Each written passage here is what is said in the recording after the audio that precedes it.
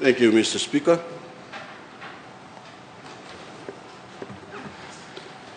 Mr. Speaker, at the start of this session, His Excellency the President issued an unambiguous challenge. He called on us to show leadership that inspired confidence and that furthered the cause of equality.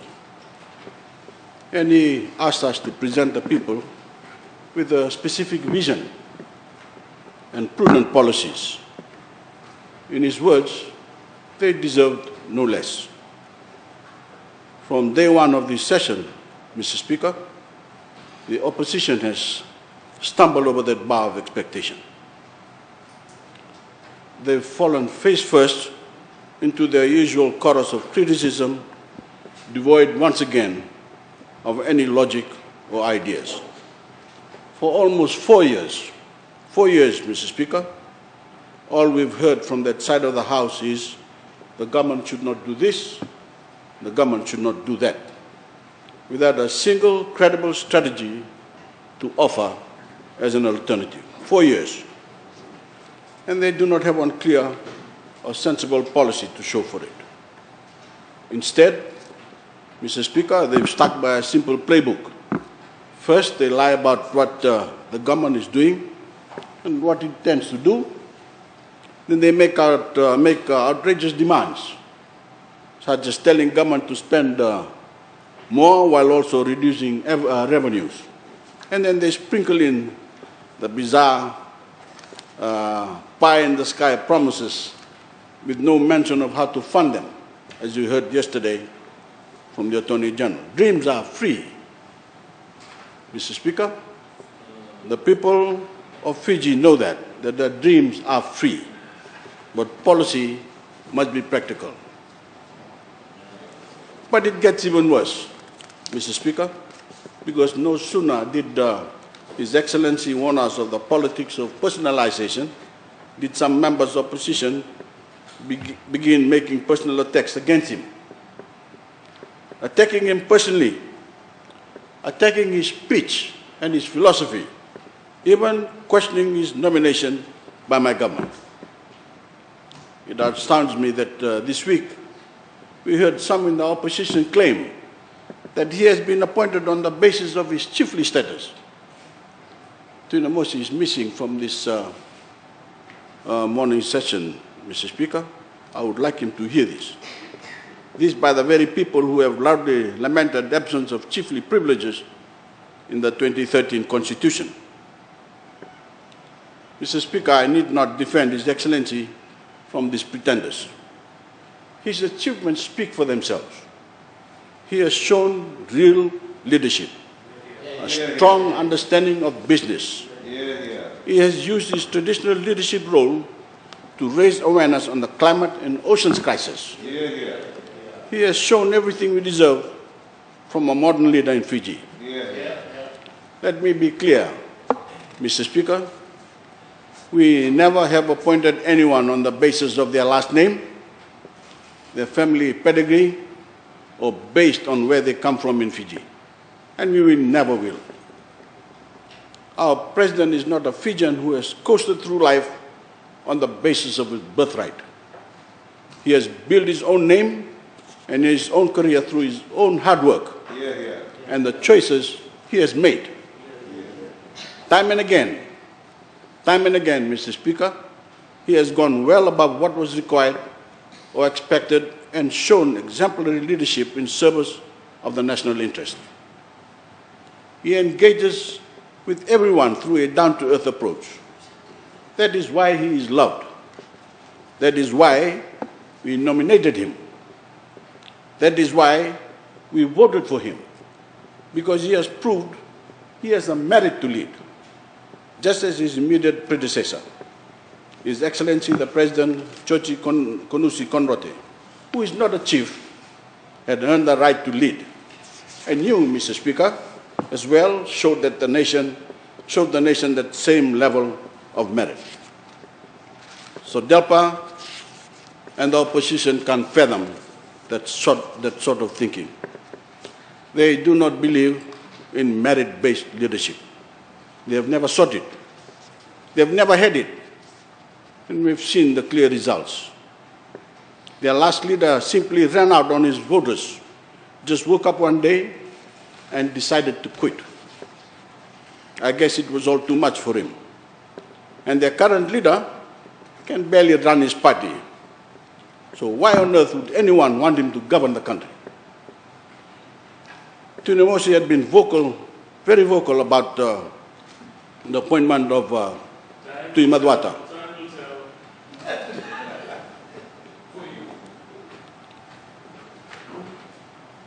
I would be the laughingstock of Fiji and the region if I was to appoint Tuna Mosi as president of this nation. I talked about the current leader can barely run his party, so why on earth would anyone want him to govern the country? He's sitting on top of a collapsing house of cards, as we've heard, in the last 12 months. And the entire deck is, of course, filled with jokers. All jokers.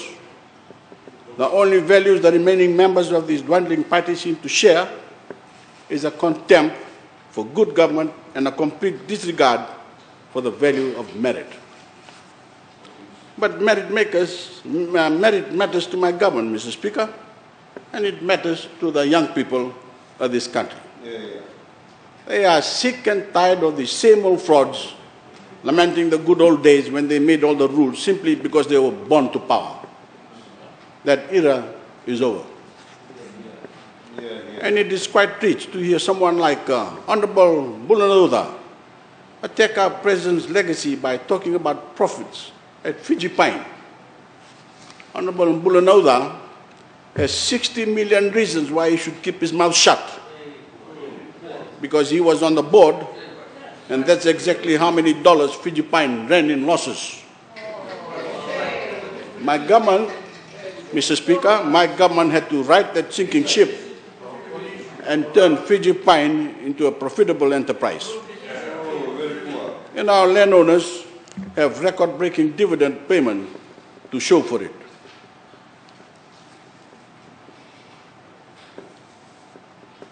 Honorable Bulanauda also called for Fijians to fear vaccination and instead put faith in God.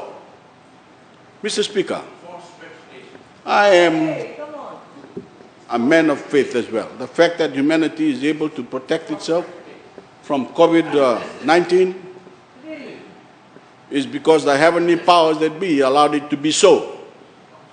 No bogus interpretation, Bulanauda, of religion should prevent people from protecting themselves against COVID-19. Every Fijian must get vaccinated. And to dissuade them is to condemn them to disease and even death. Mr. Speaker, Honorable Lalambalabu complained to members of Parliament that the ceremony of Ngalngalobi should not have been held for the outgoing President, His Excellency Chochi Konusi Kondote. I want to say, Mr. Speaker, his feeble attempt to weaponize culture was obvious to everyone. And I'm sure that if the Ngalngalobi ceremony was not done, he would have been quick to criticize that move as well. That's how he thinks, Mr. Speaker. But what he does not realize is that by politicizing our culture, he is the one who erodes it most of all. And Mr. Speaker, from Honorable Prasad, we hear the usual 20-minute laundry list of complaints with zero alternatives and zero game plan.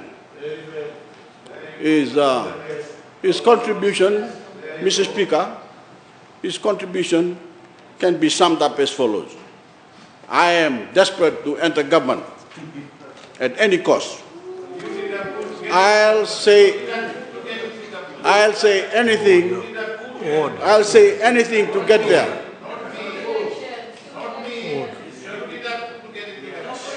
I am desperate to enter government at any cost. Listen, Honorable Prasad, listen. I am desperate to enter government at any cost. I'll say anything to get there. And I'll jump into bed with anyone to do so. Even the originator of cook culture in Fiji. Mr. Speaker, the people of Naindovi, Zubu, can attest to that. You know that. He knows that, Mr. Speaker. There's been a... That's the line you're going to use in the next campaign. There's been a lot of quotes. There's been a lot of quotes lately. Don't worry about me. There's been a lot of quotes, Mr. Speaker, lately. I'd like to quote from someone who wrote in the papers just a couple of days ago about Biman, Honorable Biman, who says, unsatisfied Biman. Someone shared me a chit-chat that looked like Biman Prasad's speech was written by a child. It is full of complaints. Just like Indian drama TV serials. Never satisfied. Don't tell me this. I know you are reading more than pictures. I'm just reading from a quote, Mr. Speaker. I didn't write that. But, Mr. Speaker, the award of the most reckless member of the week indisputably belongs to the man himself, Mr. Honorable Nico Nawaikula. His call to scrap the TLTB is more than insane.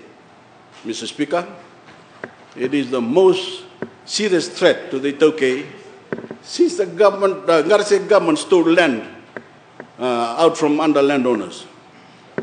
Honorable Nawaikula had no such view when he worked for the TLTB, and he has provided no alternative for dealing with land issues. We have to assume he expects individual land-owning units to deal with issues among themselves. That would not only decimate the value of Itoke land, but do away with all the checks and balances provided by TLTB and the Ministry of Lands.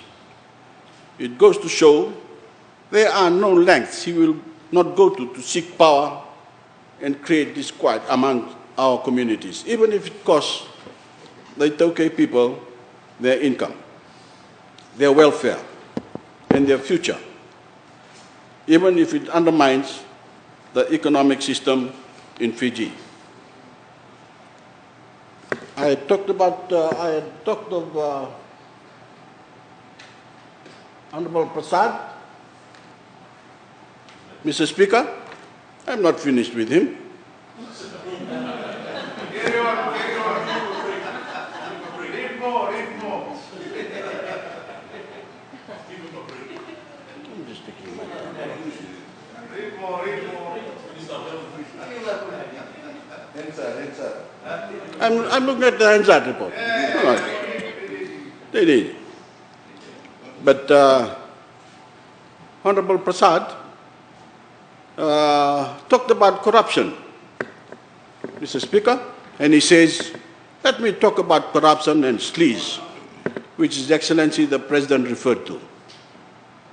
After all, we were told after 2006 coup that this is the clean-up campaign. We are going to clean up corruption. You do not have to ask the opposition, Mr. Speaker. We do not have to provide the evidence. All the evidence he says is sitting in government. Of course, we have the evidence. And he goes to talk about the Accountability and Transparency Commission. 8 years on, no Accountability and Transparency Commission has ever been appointed. I don't know why he went to such great lengths to talk about Accountability and Transparency Commission with regards to corruption, because if he wants to know what corruption is all about, Mr. Speaker, all he has to do is stand up, walk through the door, go down the road, he'll end up at the University of the South Pacific.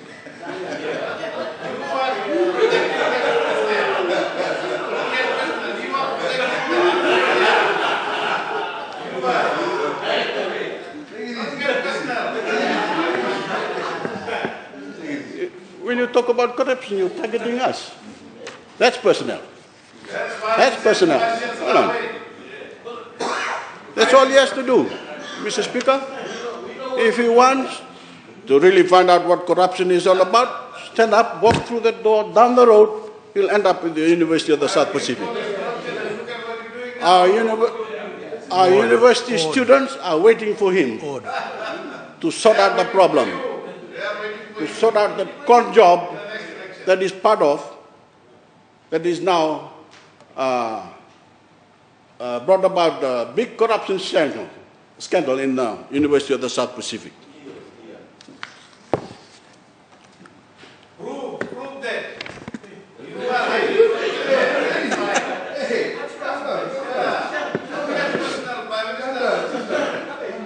You created the mess there. Calm down. Order. I was talking about, and he also, if you listen to his speech in the last couple of days, Mr. Speaker, conspiracy theory man, this man. He's talked about what are we going to do if we lose the election, as if we're going to do anything other than step down. But Honorable Nikono Wekula has picked up on that, and he's talked about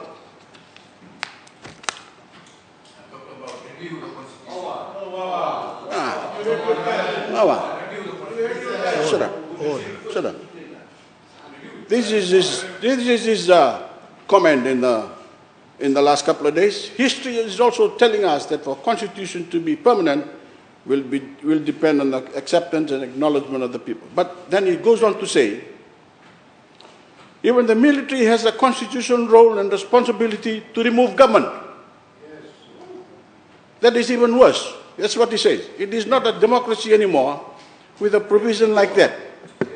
I don't know where you got that from, Mr. Speaker. When he was questioned here, and he said, well, read your constitution. That's what he said. With lawyers like him, we have to worry about our constitution. Mr. Speaker, it's a shame that our national discourse has been dragged down to this level, that we have to slog through this deluge of absurdity, lies, fanciful theories, and petty concerns, rather than discuss the real issues our people face. So I now like to speak directly to our people on a topic of actual importance, a topic that is being spoken about at every dinner table, every community hall, and indeed every board meeting in the country, which is, where do we stand on our economic recovery? This week, Mr. Speaker, has marked the beginning of the end of this terrible pandemic for Fiji and for the first of many better days ahead. I want to thank the Fiji Airways staff, the Fiji airports employees, our hotel and tourism workers, the drivers, the doctors, the nurses, the police officers, and RFMF personnel, and every other Fijian whose combined team effort helped us reopen our border to tourists this week. We were proud and, most importantly, prepared to welcome those fully vaccinated, COVID-tested travelers from Australia. And that same goes for the visitors who will arrive from our other green list countries. Those first two flights from Sydney, Mr. Speaker, on Wednesday, represented nearly 2 years of careful preparation, including the decisive effort to vaccinate nearly every adult in Fiji. We worked hard to earn every smile beneath the face masks of our visitors and to fill the seats of the planes that brought them here. And since then, 5 more flights have arrived from Melbourne, Sydney, and LA. This is a victory, Mr. Speaker, that is shared by far too many people for me to thank here, including, in no small part, the 560,570 Fijians who came forward to get both jabs of a vaccine. The people's trust in science And this government's sound leadership has earned us the right to reopen our borders. It has earned us the right to fill our hotels. It has earned us the right to a recovery, and that is exactly what every Fijian will get. And they will get it because they have a government that has produced the stability and supplied the decisive leadership necessary to deliver it. When we drew up the strategy to reopen our border, COVID-19 had already produced 11 different variants. 11, Mr. Speaker. So, Mr. Speaker, of course, we expected a 12th. And we have been monitoring the Omicron variant carefully since it was discovered. Like the other variants before it, there is no evidence to suggest it poses a serious threat to those who are fully vaccinated. So if you are not vaccinated, get vaccinated.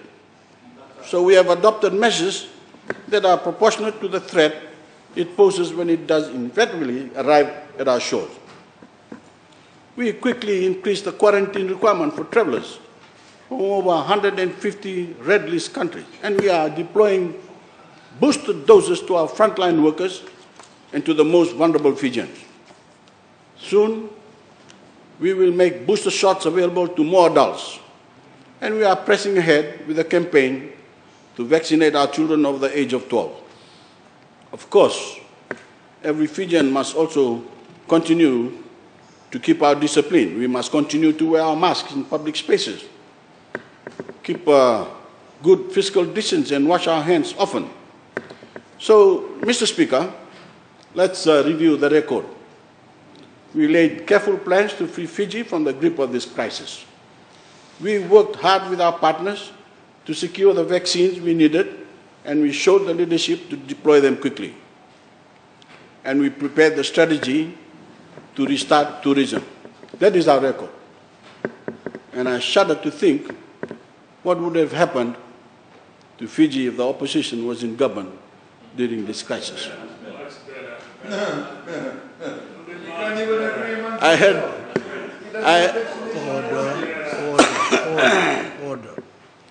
heard Honorable Ngavoka talk about the many things he's going to do when they get into government. But there's one thing he forgot to mention, the fact that he should be worried about the group on his side. They're ready to stab him in the back.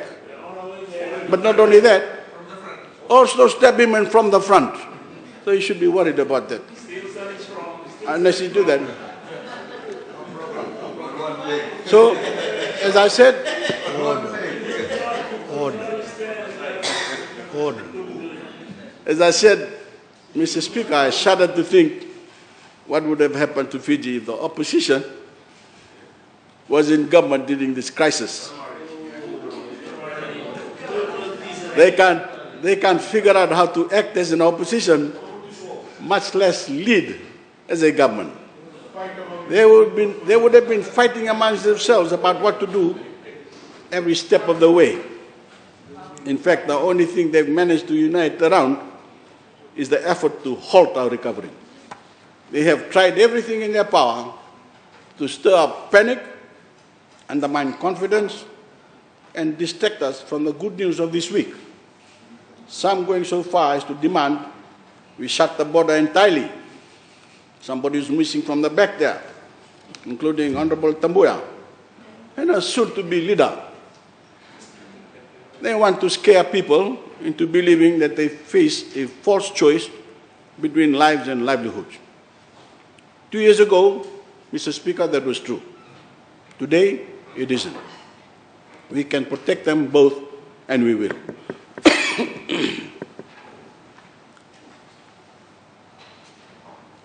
Mr. Speaker, the experts predict that we will see dozens of variants of the virus in our lifetime.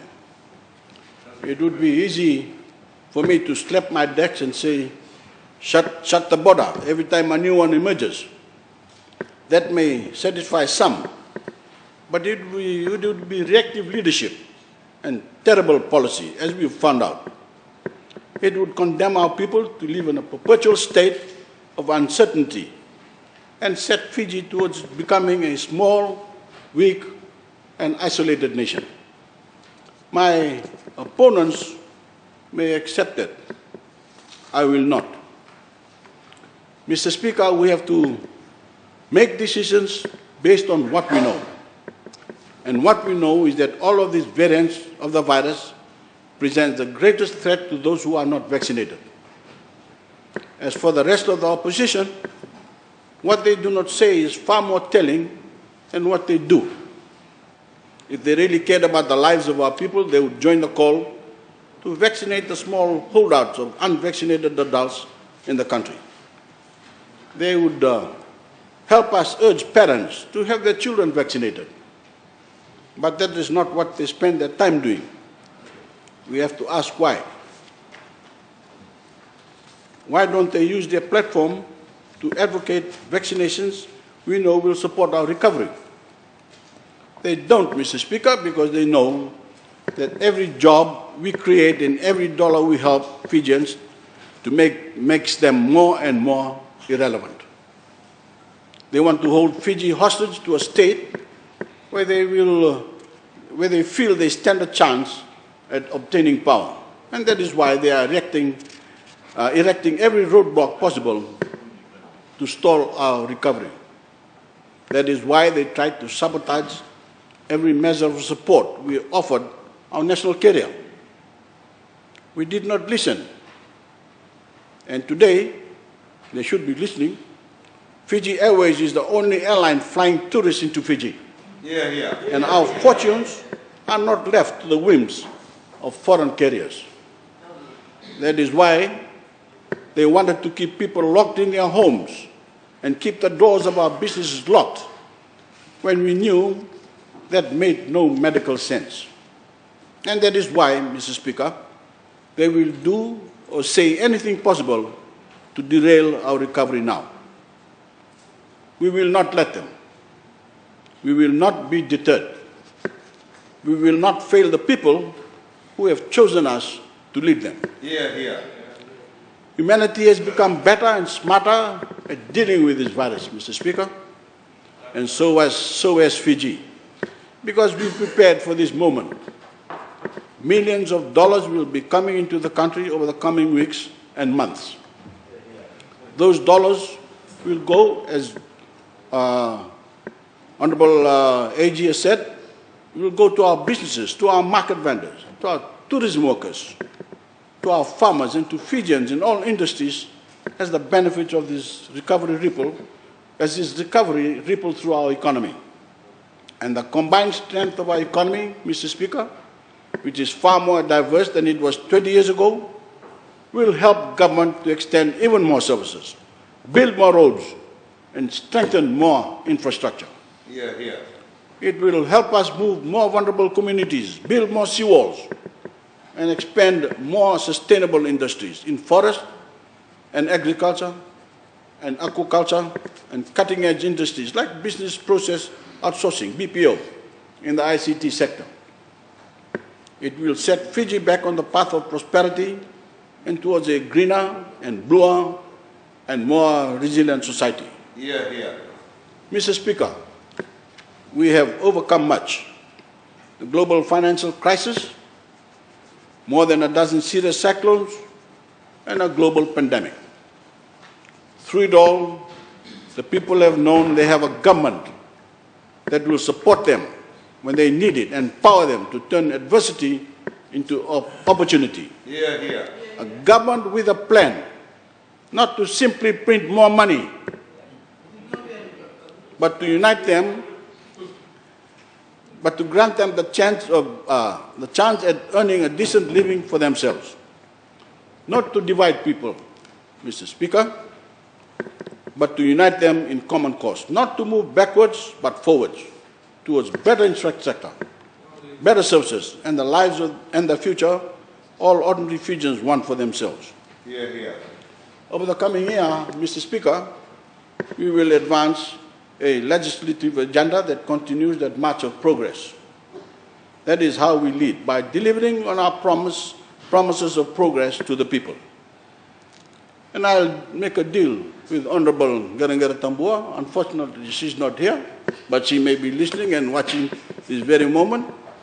You keep coming up with scatterbrained theories about how we govern and continue cursing children, we'll keep running the country and taking Fiji forward. We will keep our laser focus on the bread and butter issues affecting our people and the long-term challenges we know are headed our way. We will not distract the nation with small issues, but rather focus on a holistic national approach.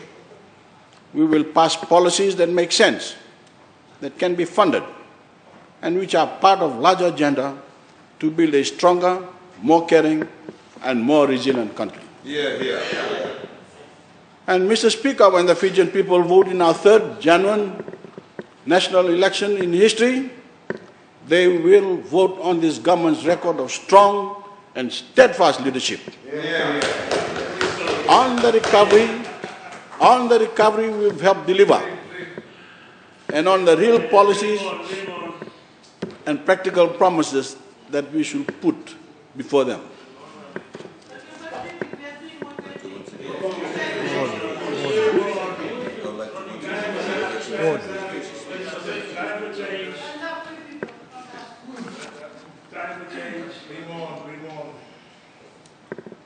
Before I take my seat, Mr. Speaker, I would like to once again thank His Excellency for his gracious speech. And for those on the other side, Honorable Chonyo Samate is offering his statement from yesterday for you to read. Thank you. Thank you, sir.